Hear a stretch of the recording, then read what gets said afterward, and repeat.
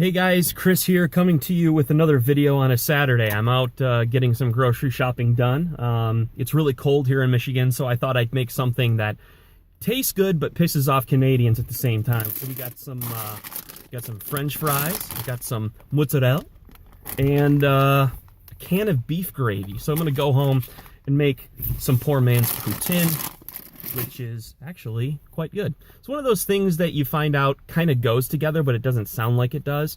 So I can understand how the real thing probably tastes amazing, but for right now, I'm just going with what I got. So I wanted to talk a little bit about some annoyances that are happening at grocery stores. And I want to do this sort of as a public service announcement to all you who go to grocery stores quite consistently, like I do. You know, in science, when one comes up with a theory, that theory is tested over and over and over again, and the moment where the tests no longer support the result cannot be considered a scientific viable theory. One that has been around for, I would say, well, thousands of years now, is the Pythagorean theorem, right? That's the if you take a right triangle, you know, you've got a squared plus b squared equals c squared, right? And it's this whole thing about, you know, the shortest distance between 2 points is a straight line, right?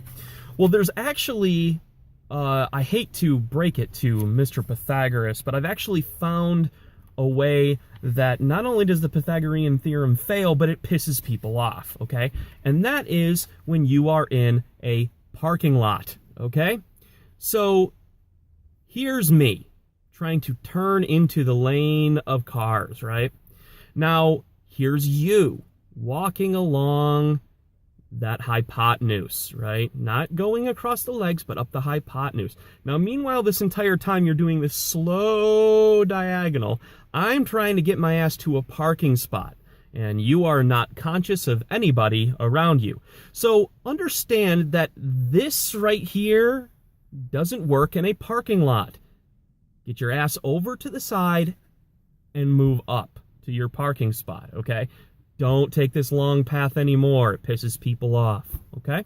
So, sorry, Mr. Pythagoras, but we found at least one instance where your theory does not work. Okay. The other thing I've kind of noticed, I've worked in a grocery store for 4 years. I met my wife at the grocery store. We worked together at a Kroger. And one thing I seem to remember is that at a certain point in time, the scanners on U-scan machines used to be a whole heck of a lot more sensitive. One could go boop, boop, boop, boop, boop, put your stuff into the bags, and you were out the door, right? Well, hopefully you're paying, but get your stuff into the bags, get done. Now, I'm not sure if it was the United Food Workers Union, but I imagine it probably was, who said, hey, why don't we take those scanners and make them hella slow and not very sensitive? Boop. Place item in bag. Boop. Wait for assistance for cashier. Nobody's coming. Nobody's looking at the screen. Suddenly, the machine decides it's starting to work again because someone hit a button. Boop. Put item in bag. It's intentionally slowed down, people. There's just no way. I mean, those scanners used to be a whole heck of a lot more sensitive. And the other thing that I notice is Tomra machines. How is it? The Tomra machine is the thing that you stick your aluminum cans in, and you get your bottle deposit back. Why is it that those machines, how is it that technology has not advanced to the point where I don't have to keep taking bottle by bottle, can by can, and placing it in a hole? Wait. Place it in a hole. Please only load one at a time. Place it in. Can is upside down. Pull can out. Put can in. Store does not recognize this brand. It's Coca-Cola! Okay? How do you not recognize Coca-Cola? You could go to the Amazon rainforest and find tribes that recognize Coca-Cola. How does this machine that sees cans all day not recognize Coke? Take it back out. Put it back in. Why is it that machines that take our money are extremely fast and efficient, like a Coinstar machine. I take my money and I pour it in, and it takes a certain amount of my cash, right? That can organize stuff really easily. But I'm still taking can by can and going. Meanwhile, getting hepatitis or whatever the hell on my hands because this stuff's been sitting in a bag for a month. Come on, Tomra, get your shit together. Make it to where I can just pour the bag into a big hopper and it counts that stuff for me.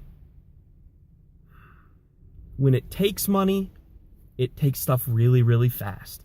When it gives out money, it does it really slow.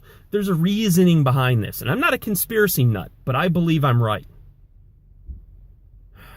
Anyway, I'm going to go home and make this poutine now. Kind of sit by myself and eat it off of a pie plate, which will seem really sad.